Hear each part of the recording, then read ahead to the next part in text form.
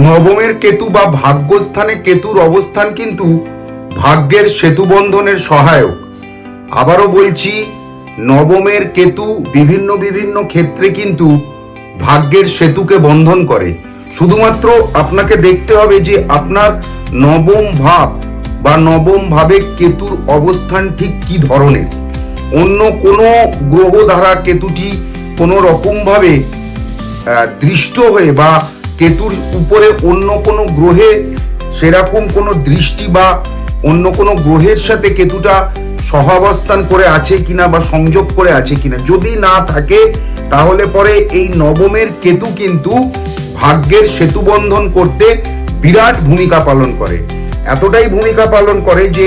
নবমের কেতু কিন্তু একটা মানুষকে একাকিত্বের মধ্যে দিয়েও তার জীবনের, তার অন্তর আত্মার, তার ভেতরের যে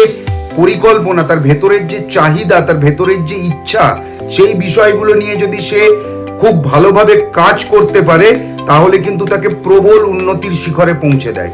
সুতরাং কেতু যদি নবম ভাবে অবস্থান করে তাহলে পরে একাকিত্বের মধ্যে, আধ্যাত্মিকতার মধ্যে থেকে নিজের অন্তর আত্মার কথা শুনুন এবং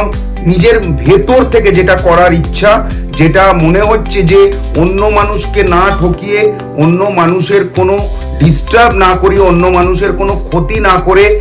সেই কাজ যদি করা যায়, নিজের মনের ভেতরের অন্তর আত্মা যে কাজ করার কথা আপনাকে বলছে সেই কাজ যদি করা যায় তাহলে পরে সেই কাজ নিয়ে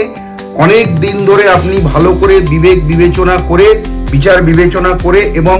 সঠিকভাবে সেই রাস্তাকে পরিদর্শন করে, অবলম্বন করে যদি এগিয়ে যেতে পারেন তাহলে কিন্তু